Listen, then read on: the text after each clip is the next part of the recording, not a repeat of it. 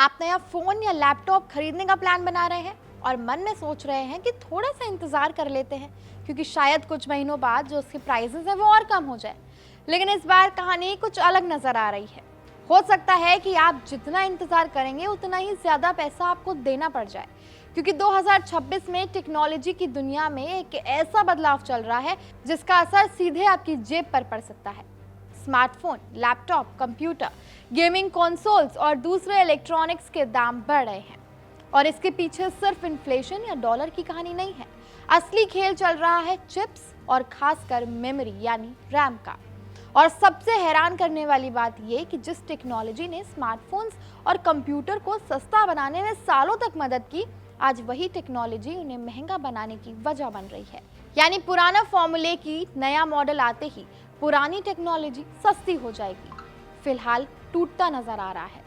आखिर ऐसा क्या हुआ कि एआई की रेस ने एक आम स्मार्टफोन यूजर के फोन और लैपटॉप तक की कीमत बढ़ा दी, और रैम के दाम अचानक इतने ऊपर कैसे पहुंच गए? चलिए पूरी कहानी को आसान भाषा में समझते हैं। सबसे पहले समझिए कि 2026 में इलेक्ट्रॉनिक्स की कीमत बढ़ने की सबसे बड़ी वजहों में से एक है मेमोरी चिप शॉर्टेज। वायर्ड की रिपोर्ट के मुताबिक कंज्यूमर इलेक्ट्रॉनिक्स में एक और प्राइस इंक्रीज का दौर चल रहा है।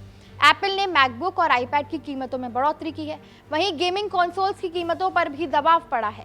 रिपोर्ट में इसकी सबसे बड़ी वजह मेमोरी शॉर्टेज को बताया गया है, क्योंकि चिप मैन्युफैक्चरर्स और प्रोडक्शन कैपेसिटी का बड़ा हिस्सा एआई डेटा सेंटर्स के लिए इस्तेमाल होने वाली मेमोरी और दूसरे कंपोनेंट्स की तरफ मोड़ रहे हैं। अब सवाल आता है कि एआई का हमारे फोन और लैपटॉप की रैम से क्या लेना देना है? यही सबसे इंटरेस्टिंग कनेक्शन है। एआई को चलाने के लिए सिर्फ एक पावरफुल प्रोसेसर या जीपीयू काफी नहीं होता। एआई डेटा सेंटर्स में बहुत बड़ी मात्रा में मेमोरी की जरूरत भी होती है, खासकर हाई बैंडविड्थ मेमोरी यानी एचबीएम, सर्वर, डीरैम और दूसरी हाई परफॉर्मेंस मेमोरी टेक्नोलॉजीज की डिमांड तेजी से बढ़ रही है। दुनिया की बड़ी टेक कंपनीज अपने एआई इंफ्रास्ट्रक्चर पर अरबों डॉलर खर्च कर रही हैं। इसके लिए उन्हें हजारों नहीं बल्कि लाखों एडवांस्ड चिप्स और मेमोरी कंपोनेंट्स चाहिए। अब किसी भी मार्केट का बेसिक रूल समझिए। अगर किसी चीज की अचानक से डिमांड बढ़ जाए और सप्लाई उसी स्पीड से ना बढ़ पाए तो प्राइस ऊपर चला जाता है। यही मेमोरी मार्केट में हो रहा है।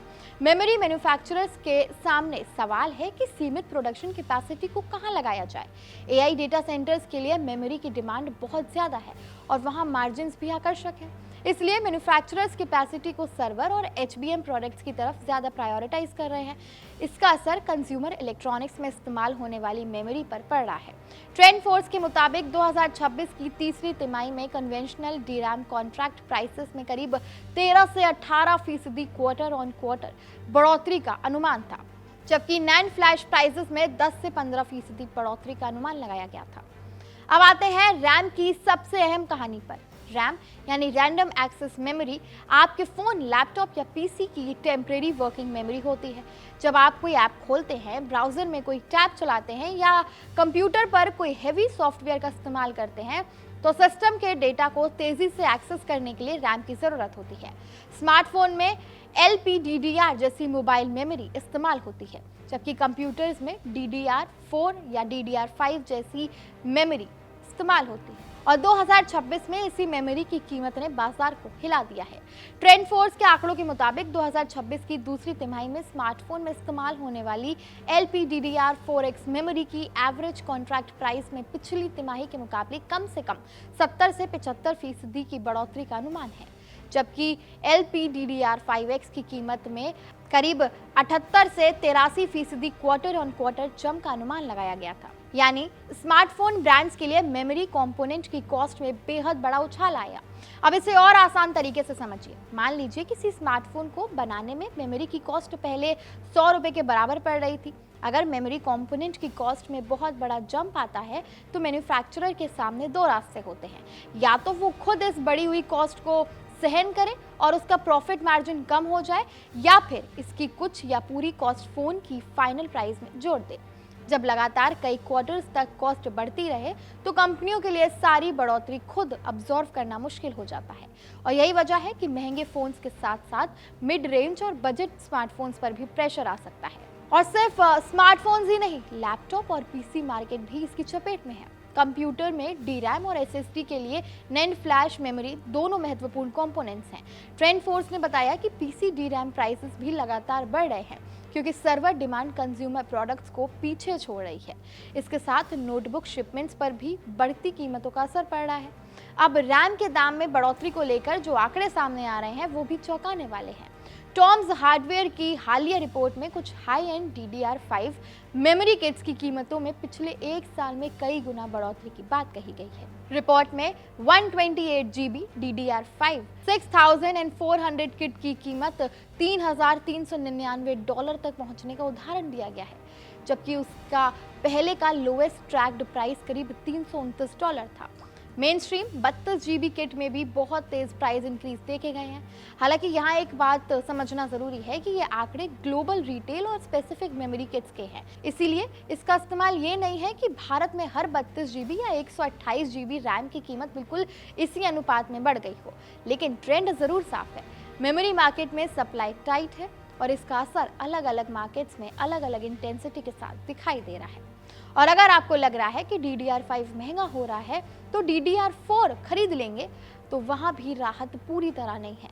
मेमोरी मैन्युफैक्चरर्स प्रोडक्शन को नई और ज़्यादा प्रॉफिटेबल टेक्नोलॉजी की तरफ शिफ्ट कर रहे हैं, जिससे पुराने मेमोरी स्टैंडर्ड्स की सप्लाई पर भी प्रेशर आ सकता है। कुछ मार्केट्स में DDR4 की कीमतों में भी काफ़ी तेज़ बढ़ोतरी दर्ज की गई, यानी कंज्यूमर के पास सस्ता ऑल्टरनेटिव चुनने की गुंजाइश ही नहीं है। अब सवाल है कि AI को इतनी ज़्यादा रैम आखिर चाहिए क्यों? इसका जवाब है स्केल। आज का AI सिर्फ आपके लैपटॉप पर चलने वाला चैटबॉट नहीं है। दुनिया भर में बड़ी कंपनीज मैसिव डेटा सेंटर्स बना रही हैं, जहां हजारों AI एक्सेलरेटर्स और सर्वर्स एक साथ काम करते हैं। इन सिस्टम के डेटा को तेजी से प्रोसेस करने के लिए हाई परफॉर्मेंस मेमोरी चाहिए। ट्रेडिशनल सर्वर DRAM के साथ HBM की डिमांड भी बढ़ रही है, क्योंकि AI वर्कलोड्स में मेमोरी बैंडविड्थ बहुत महत्वपूर्ण होती है। यानी एक तरफ लाखों लोग स्मार्टफोन और लैपटॉप खरीद रहे हैं और दूसरी तरफ टेक कंपनीज AI इंफ्रास्ट्रक्चर के लिए उसी सेमीकंडक्टर इकोसिस्टम से मैसिव क्वांटिटीज में कंपोनेंट्स खरीद रही हैं। जब सप्लाई लिमिटेड हो और एक बायर सेगमेंट बहुत ज़्यादा पैसा खर्च करने को तैयार हो, तो बाकी बायर्स के लिए कंपोनेंट कॉस्ट बढ़ाना लगभग तय हो जाता है। यही वजह है कि AI की रेस सिर्फ चैटबॉट या इमेज जनरेटर की रेस तक नहीं रह गई है। इसका असर सेमीकंडक्टर फैक्ट्रीज से लेकर स्मार्टफोन असेंबली लाइन और आखिर में आपके शॉपिंग बिल तक पहुंच रहा है। इसका एक और असर ये हो सकता है कि स्मार्टफोन मैन्युफैक्चरर्स स्पेसिफिकेशन को लेकर भी ज़्यादा सावधानी बरतें। अगर मेमोरी महंगी है तो कंपनीज को डिसाइड करना होगा कि किस फ़ोन में कितनी रैम दी जाए। हो सकता है कुछ ब्रांड्स ज़्यादा रैम वाले मॉडल्स की कीमत बढ़ाएं, कुछ मॉडल्स की कॉन्फ़िगरेशन बदलें और कुछ कंपनियां दूसरी जगह कॉस्ट कटिंग करने की कोशिश करें। ट्रेंड फोर्स ने यह भी बताया कि बढ़ती mobile DRAM cost smartphone manufacturers पर प्रेशर डाल रही हैं और ब्रांड्स रिटेल प्राइस बढ़ाने पर विचार कर सकते हैं। अब सबसे बड़ा सवाल कि क्या आने वाले समय में फ़ोन और लैपटॉप की कीमतें और बढ़ सकती हैं? फिलहाल मार्केट में अनसर्टेनिटी लगातार बनी हुई है। अगर AI इंफ्रास्ट्रक्चर पर स्प्रेडिंग इसी तरह जारी रहती है और मेमोरी प्रोडक्शन कंज्यूमर डिमांड के हिसाब से पर्याप्त तेज़ी से नहीं बढ़ती, तो प्राइसेस पर प्रेशर बना रह सकता है। ट्रेंड फोर्स ने 2026 की तीसरी तिमाही में भी DRAM और NAND प्राइसेस में बढ़ोतरी का अनुमान जताया है। लेकिन इसका मतलब ये नहीं है कि हर स्मार्टफोन या लैपटॉप की कीमत हर महीने बढ़ेगी। कंपनियां कॉम्पिटिशन्स, डिमांड और अपने मार्जिन्स के हिसाब से फैसला करेंगी। कुछ ब्रांड्स प्राइस इंक्रीज को पूरी तरह कंज्यूमर तक पहुंचा सकती हैं, कुछ हिस्सा खुद अब्जॉर्व कर सकती हैं और कुछ पुराने मॉडल्स को ज़्यादा एग्रेसिव प्राइसिंग के साथ बेच सकती हैं। और यहाँ कंज्यूमर के लिए एक दिलचस्प बदलाव भी देखने को मिल रहा है। जब नए इलेक्ट्रॉनिक्स महंगे हो रहे हैं तो रिफर्बिश्ड और सेकेंड हैंड मार्केट की डिमांड बढ़ रही है। वायर्ड की रिपोर्ट के मुताबिक 2025 के अंत की तुलना में यूज्ड स्मार्टफोन्स की कीमतें भी कुछ मार्केट में ऊपर गई हैं और रिफर्बिश्ड डिवाइसेस की डिमांड बढ़ी है। तो अगर आप 2026 में नया फ़ोन या लैपटॉप खरीदने की सोच रहे हैं तो सिर्फ इस उम्मीद में बहुत लंबा इंतज़ार करना कि टेक्नोलॉजी हमेशा की तरह सस्ती हो जाएगी, ये ज़रूरी नहीं है। अगर आपको डिवाइस की ज़रूरत है और कोई अच्छी डील आपको मिल रही है तो मार्केट की सिचुएशन को देखते हुए कंपैरिजन करके खरीदना बेहतर हो सकता है। वहीं अगर आपका करंट डिवाइस ठीक चल रहा है तो सिर्फ डर की वजह से तुरंत अपग्रेड कर लेना वो भी सही नहीं है। कुल मिलाकर 2026 की कहानी सिर्फ महंगे स्मार्टफोन या लैपटॉप की कहानी नहीं है। असली कहानी उस सप्लाई चेन की है जिसमें AI ने डिमांड का पूरा बैलेंस बदल दिया है। एआई डेटा सेंटर्स को ज़्यादा चिप्स चाहिए, चिप्स को ज़्यादा हाई परफॉर्मेंस मेमोरी चाहिए, मेमोरी मैन्युफैक्चरर्स अपनी कैपेसिटी को ज़्यादा प्रॉफिटेबल एआई रिलेटेड प्रोडक्ट्स की तरफ ले जा रहे हैं और इसका असर कंज्यूमर इलेक्ट्रॉनिक्स की मेमोरी सप्लाई पर पड़ रहा है। और जब फ़ोन और लैपटॉप बनाने वाली कंपनियों को रैम, डीरैम और स्टोरेज कंपोनेंट्स पहले से ज़्यादा महंगे मिलेंगे तो आखिर में उसका कुछ हिस्सा आपकी जेब पर से ही जाएगा। यानी जिस एआई को हम अपने फ़ोन में एक फीचर की तरह इस्तेमाल कर रहे हैं, वही एआई आज पीछे से उस फ़ोन को बनाने की कॉस्ट भी बढ़ा रहा है। इसलिए अगली बार जब आपको लगे कि नया फ़ोन या लैपटॉप अचानक इतना महंगा क्यों हो गया, तो सिर्फ ब्रांड या इन्फ्लेशन को दोष मत दीजिए। उसके अंदर लगी एक छोटी सी मेमोरी चिप की पूरी कहानी भी याद रखिएगा। क्योंकि 2026 में टेक्नोलॉजी की दुनिया में सबसे बड़ा सवाल सिर्फ ये नहीं है कि एआई कितना स्मार्ट हो रहा है, बल्कि ये भी है कि एआई की इस दौड़ की कीमत आखिर कौन चुका रहा है। कैसी लगी आपको हमारी ये खबर, हमें कमेंट सेक्शन में ज़रूर बताएं। अगर खबर पसंद आई हो तो चैनल को लाइक, शेयर, सब्सक्राइब करना ना भूलें। आपके साथ मैं थी मान्या शर्मा।